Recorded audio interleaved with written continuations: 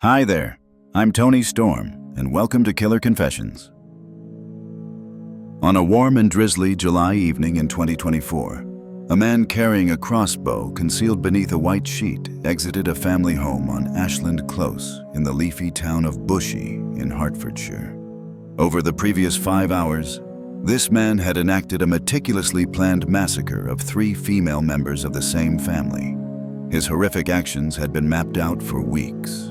As word of the brutal murders spread across the country, fear of the attacker merged with profound grief for the victims. Investigators immediately set out to find answers. Today's case is a higher profile one than those we often cover here at Killer Confessions. Perhaps you've heard of it, or maybe you've followed the information as authorities have released details over the past year. It is a case that contains the kind of unsettling details that stay with you long after you've heard the story. For us here at Killer Confession, it hits close to home. Let's take a closer look. The town of Bushey, located in the east of England, is considered a wealthy commuter town, approximately 16 miles from London. It is known for its rural charm and a unique blending of city and country living. Bushey features a traditional pub and a church green at its center. Like so many places where brutal and shocking murders have been reported, Bushey was once considered a tranquil town where nothing of the sort could ever possibly occur.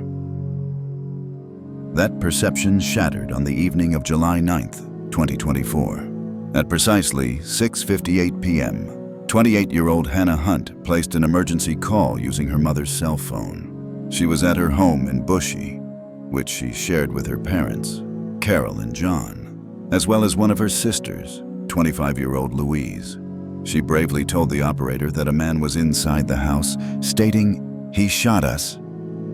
Though seriously injured, Hannah offered what information she could to the dispatcher. 12 minutes later, emergency services arrived at the scene. Inside the house, they discovered 61-year-old mother Carol and the youngest daughter, Louise, already deceased. Valiant attempts to resuscitate Hannah ultimately failed, and she too was pronounced deceased.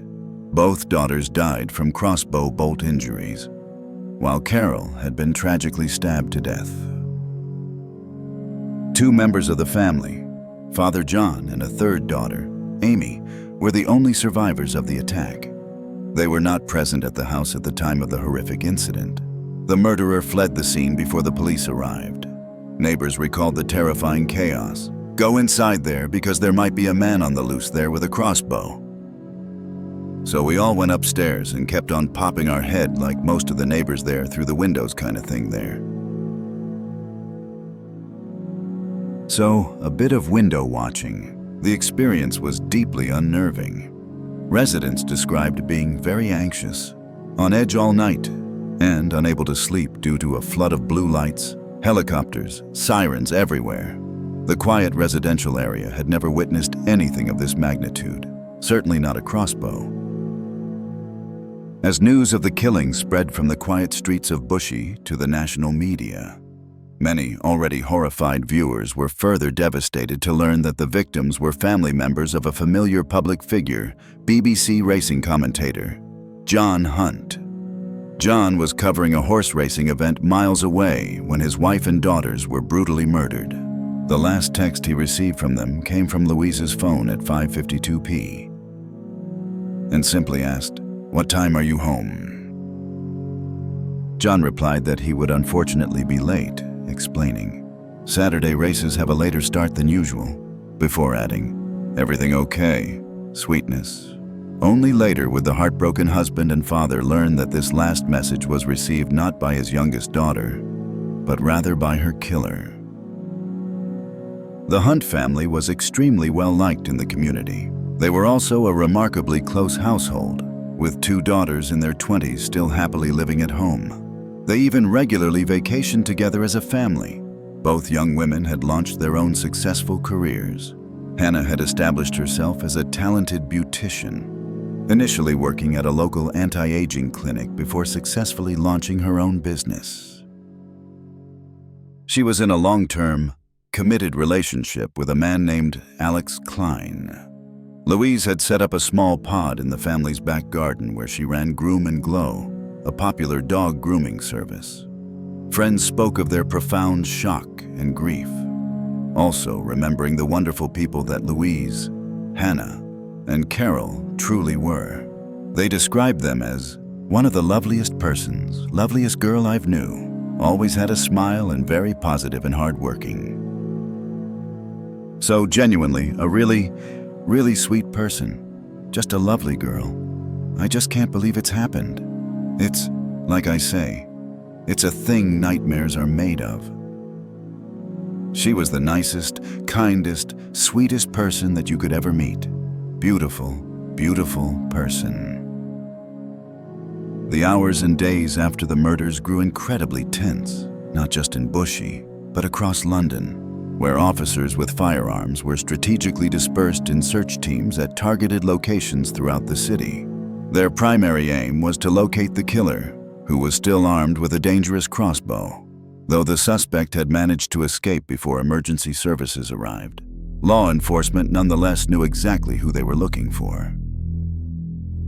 It seemed that Hannah, who had arrived home in the midst of the attack, had valiantly managed to send a text to her boyfriend, Alex, before she was shot. Then, after sustaining her horrific injuries, she had miraculously reached her mother's cell phone and managed to tell the 999 operator who was inside the house. In her frantic text, she wrote, "Call police immediately to mine. Now. Kyle here. Police now. He's tying us up." To the operator, she clearly stated, "My sister's ex-boyfriend has come in and he shot us." The man she was referring to was Louise's recent ex-boyfriend, 26-year-old Kyle Clifford. Kyle was the third of 3 siblings, raised in Enfield, North London. It was in this area that initial efforts to locate Kyle were intensely focused. His family home was raided, and extensive searches were carried out. Police also raided his brother's former address in the Enfield area, but with no success. Helicopters and drones took to the sky to assist in the manhunt, while the public was issued a stern warning to keep an eye out for Kyle. However, if he was spotted, Hertfordshire police explicitly instructed the public to stay as far away from him as possible. They cautioned that crossbows can fire accurately from a surprisingly long distance. Authorities emphasized, "Our overarching objective today is to protect public safety and to locate Kyle Clifford, who is wanted in connection with the murder of the 3 women in what we believe is a targeted incident." We have extensive police resources deployed to various locations in North London and also the Bushey area of Hertfordshire. The manhunt also involves armed police officers and specialist search teams responding at pace in the wake of what has been an horrific incident involving what is currently believed to be a crossbow, but other weapons may also have been used. If members of the public see Kyle Clifford, they urge not to approach him at any point and to dial 999 immediately. News stations provided live coverage of the ongoing tense search. Then, on July 10th, reports emerged that Kyle had been seen in the Lavender Hill Cemetery near his home in Enfield. Teams of armed officers descended on the cemetery from every angle, swiftly converging on the location. There, they located Kyle. By the time they reached him, he had fired one last crossbow bolt. This time, he was the target. Kyle was immediately rushed to the hospital where, over the following 10 weeks, he would receive life-saving treatment. Eventually, Kyle Clifford recovered from the single shot he sustained, though it left him paralyzed from the chest down. Kyle was not wholly unknown to law enforcement before he was named as the alleged crossbow killer. His family had a disturbing history with violent crime. Kyle's brother, Bradley, was currently in prison for murder. In 2017, at the age of 23, Bradley Clifford had viciously chased down 2 teenagers after they had struck his high-performance Ford Mustang EcoBoost wing mirror with a bottle. Both teenagers were flung into the air by the collision, and one was brutally beaten by Bradley as he lay on the ground, fatally injured. The other teen miraculously escaped with only minor injuries. Bradley was subsequently sentenced to 23 years in prison. Kyle evidently remained close to his older brother, frequently visiting him in prison, something that had never sat well with Louise. She viewed Kyle's unwillingness to acknowledge the brutality of Bradley's crime as deeply representative of his flawed character, listing this amongst other behaviors as compelling reasons to distance herself from him. When Kyle's name was publicly released, others who knew him began to speak up, offering further insights into his character. This included those who had served with him during his brief time in the Army. A fellow trainee who knew Kyle throughout their basic training in 2019 reported that, at that time, he was notably immature for his age and carried a chip on his shoulder. According to this trainee, he struggled significantly to grasp basic military concepts, but just barely managed to reach the standard required to pass training. It seems that after joining Her Majesty's Army in 2019, Kyle had remained in the service for just over 2 years. However, he spent a significant 286 days over that period at home, claiming an undisclosed illness. When he finally quit in 2022, his commanding officer provided a scathing assessment, observing that Kyle's character is wholly unsuited to military employment, and that he had no care nor concern beyond himself. After leaving the Army, Kyle first sought employment as a fire and security systems installer at a St. Albans-based fire safety company before leaving that position and becoming a security guard. He was subsequently fired from that role not long before the murders took place. The official reason for his dismissal has not been formally reported, though his comments about female co-workers, described as misogynistic, were rumored to have played a significant role. However Kyle had presented himself to peers and employers, he certainly made an intense effort to win over Louise Hunt. The two met on Bumble in December 2022, and over the next 18 months, they were in a serious and ostensibly committed relationship.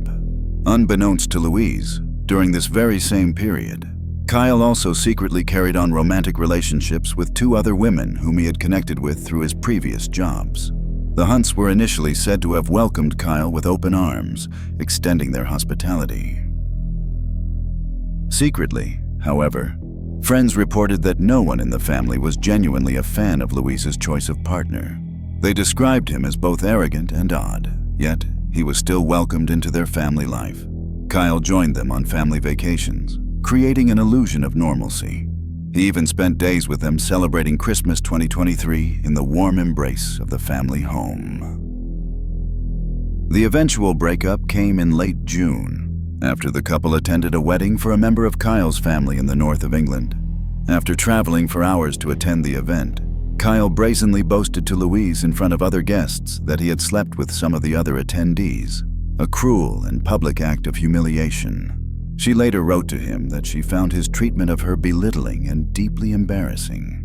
She clearly stated her desire to end things. In the messages later retrieved by investigators, a disturbing pattern of attempted manipulation by Kyle emerged.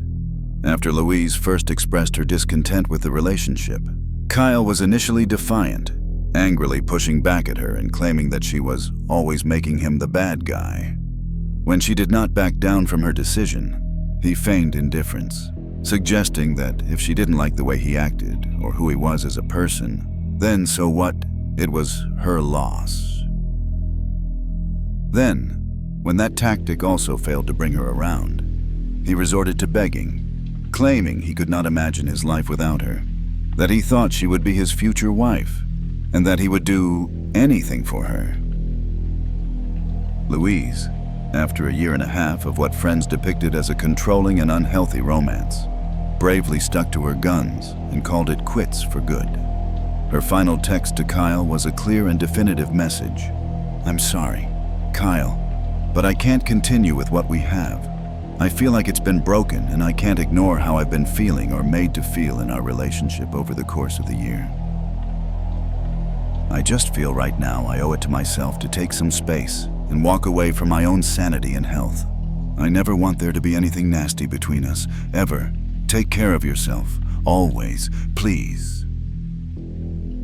Eventually, Kyle responded with a message that must have momentarily set Louise at ease. He wrote, "Thank you for the clarity, Louise, so we can both start our healing process. I love you so much, and I will for a very long time. I will always be here for you if you ever need me. Please don't hesitate. I wish you all the best, and take care of yourself too." Louise proceeded to do exactly what she had stated. She kept her distance from Kyle and assured herself that she had made the right decision, focusing on her well-being. Just days following the breakup, she made a telling note on her phone. It was a sort of stark reminder of the painful reasons that she broke things off. It read, "When you're sad, look, his brother is in prison. He still sees him every other weekend and never said what he did was horrendous. His family is a mess. Racist comments. Says he doesn't like transgenders. Road rage. Belittling language. Said he has a higher IQ than all my family. Would tell me all the violent acts his brother and dad would do. And when I went to their house, he would find it amusing." While Louise focused on healthy behaviors and actively moving on, Kyle took a dramatically different and sinister approach. 4 days after Louise ended the relationship, he chillingly began performing searches online relating to crossbows. He visited websites where they could be purchased, meticulously researching his instruments of destruction. Then, just 3 days after that, he purchased a Horizon Cornet MXT-405 compound crossbow, a pack of 6 bolts, and a rope cocking device through Tactical Archery. He also ordered a CO2 Glock air pistol, though he evidently did not have the patience to wait on its delivery. Kyle chillingly decided to commit the murders before the pistol even arrived. Kyle's online purchases clearly showed him actively planning the murders in the days prior, even as he was captured going about his regular, mundane routine. At the gym, mid-workout, Kyle paused to order a large kitchen knife online, a high-level 10-inch butchering steel knife worth 89 pounds, a weapon designed for brutality. At the home and hardware store B&Q, Kyle purchased multiple rolls of duct tape. He would later use this very tape to restrain Louise. At another store, he meticulously examined his options for rope. Then he stopped at a Halfords and purchased 2 cans of petrol gas. It was speculated that he planned to set fire to the house to destroy evidence, though when the time came, he did not do so. Even as Kyle ran these chilling errands, methodically planning out the murders, he found time to stop by a garden center with his unsuspecting family. This seemingly innocent trip was made at 10 a.m. on July 9th, only hours before he would meticulously pack a knife and crossbow into his car and drive to the Hunt's house in Bushey. So cold-blooded and calculated in his actions. There were so many opportunities for him to step away from what he was doing, but he had a plan from the very outset that included a pretense to gain entry into the house. At just after 1 p.m, Kyle left his home in Enfield, armed with a crossbow and carrying a knife in his backpack. Before he arrived at the Hunt's home in Bushey, he chillingly performed an online search for horse racing today, presumably to verify that Louise's father, John, a BBC racing commentator, would be away at work when he arrived at the house. Having confirmed that John would indeed be absent, Kyle calmly knocked on the door, telling Carol that he wished to return items of Louise's property to her, a deceptive facade to gain entry. Recorded audio captured enough of the horrifying events that followed, allowing investigators to establish a precise and horrifying timeline. Sometime around 2:45 p.m., Kyle brutally attacked Carol, stabbing her to death. Louise was in the back garden in her grooming pod at that time, unaware of the horror unfolding inside. Clients continued to come and go through the back gate, completely oblivious to anything amiss within the house. After savagely killing Carol, Kyle was captured on surveillance returning to his car to retrieve the crossbow. which he concealed under a white sheet. It was after 4 p.m. when Louise finally entered the house from the back garden, only to find Kyle grimly waiting for her. Investigators later speculated that at that terrifying moment, Louise was bound with duct tape on her wrists and ankles. The two were alone in the house for roughly 3 excruciating hours. During this disturbing period, there was chilling activity on Louise's phone. Her messages were read, and her Instagram was accessed. Kyle then performed a curious search. If I unplug my smoke detector, will it go off? Clearly, he was rethinking his initial plan to set the house aflame, adapting his horrific strategy. The text message to John, Louise's father, was sent just before 6 p.m, asking when he would be home, having verified that John would be late. Kyle chillingly continued to wait. He knew Hannah would be returning from work by 7 p.m, and attacking her had formed an integral part of his depraved plan. Investigators determined from the audio captured inside that Louise was killed with a crossbow bolt shortly before her sister returned home. Upon entering, Hannah was heard stating, "What's wrong with you?" followed a short time later by horrifying screaming. Kyle was captured walking from the property towards his car at 6:55 p.m., leaving behind a scene of unspeakable carnage. Hannah, having also been shot, miraculously managed to place the call to emergency services 2 minutes later, her last act of defiance. By the time Kyle eventually sat down with investigators, a complete and horrifying timeline of the massacre had been meticulously pieced together. They possessed overwhelming evidence surveillance footage, incriminating cell phone data, chilling doorbell recordings, and even Kyle's own handwritten notes, which had been saved on his device. When confronted with this irrefutable evidence, Kyle Clifford made only a few short, emotionless statements. He merely stated, "Sorry," and that what I have done is atrocious. To everything else put to him, he chillingly replied, "No comment."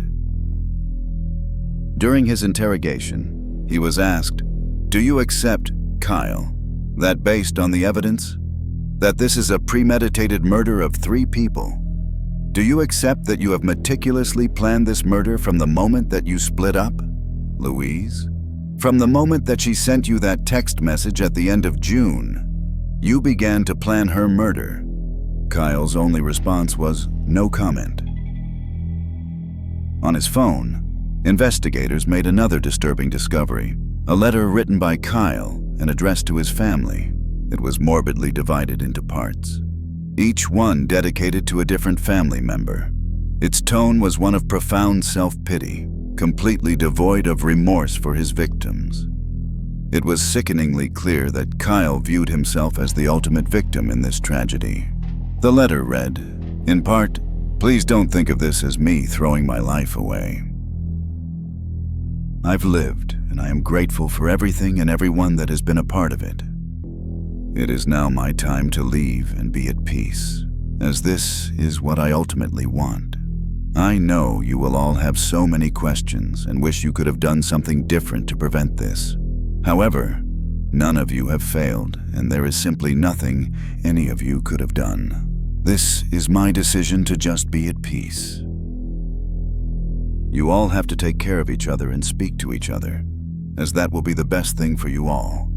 I love you all so much." During the interview, Kyle was asked directly, "When you wrote that note, had you already planned the murders of Louise, Carol, and Hannah?" "So, I'm interested in the words. Prevent this. Tell me what you mean by prevent this. Do you mean the murders of Carol, Hannah, and Louise?" Reading this self-pitying letter aloud was the only time during the entire interview in which Kyle demonstrated any discernible emotion. Kyle Clifford eventually pleaded guilty to the 3 horrific murders, as well as charges related to his possession of offensive weapons, the knife and the crossbow. But there was one grave charge brought by the Crown to which he vehemently refused to admit guilt. The Crown alleged that Louise Hunt was raped by Kyle Clifford on the very day of the murder. Based on irrefutable DNA evidence, they alleged that the crime had taken place over the roughly 3 hours when Louise was held captive in her own home. Even though the physical evidence of his guilt was overwhelming, Kyle Clifford nonetheless forced this specific issue to trial, prolonging the family's agony. No one involved was able to provide a clear reason why he would fight this one devastating allegation while readily admitting to all the others.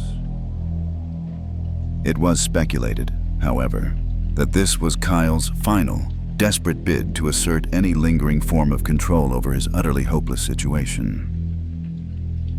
The trial concerning the rape charge began in early March 2025. Kyle chillingly refused to attend the proceedings, demonstrating his contempt for the judicial process. A jury heard powerful testimony from medical experts who presented the damning DNA evidence. The defense futilely asserted that the DNA sample linked to Kyle was from just over 2 weeks prior, when the two were still a couple and engaged in a consensual relationship. However, the prosecutor pressed forensic scientist Martin Whitaker, asking if the findings of intimate samples taken from Louise could be explained by intercourse taking place 16 days prior. The scientist unequivocally told the jury that such a lengthy time frame was not a reasonable explanation. He clarified that 1 to 2 days before, maybe, but certainly not 16. The jury, having heard the overwhelming evidence, took only 45 minutes to find Kyle Clifford guilty. The judge, in delivering the sentence, minced no words, condemning Kyle's heinous acts. "You first killed her mother, Carol, who even on that day showed you nothing but kindness in the moments before you attacked her. You raped and killed Louise, who had been as gentle as she could in ending her relationship with you after your arrogance and anger proved too much for her to stand. Then you murdered Hannah Hunt, who had done nothing to harm you save supporting her little sister. The evidence I have heard shows you to be a jealous man soaked in self-pity, a man who holds women in utter contempt. Kyle was justly sentenced to 3 whole life orders for the murders and 30 years on the other charges. He will never be released from prison, a fate he justly earned."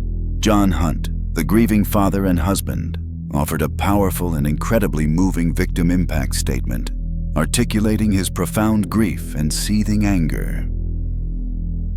To the man who so brutally murdered his wife and 2 of his daughters, he stated with chilling finality, "Just remember one thing, whatever misery lies ahead for you, on your dying day, there will be no release for you. The screams of hell, I can hear them now. When they roll the red carpet out for you, your miserable fate will last for eternity." And that was the tragic case of Carol, Hannah, and Louise Hunt. Thank you for joining me. I'm Tony Storm. This is Killer Confessions, and I'll see you in the next one.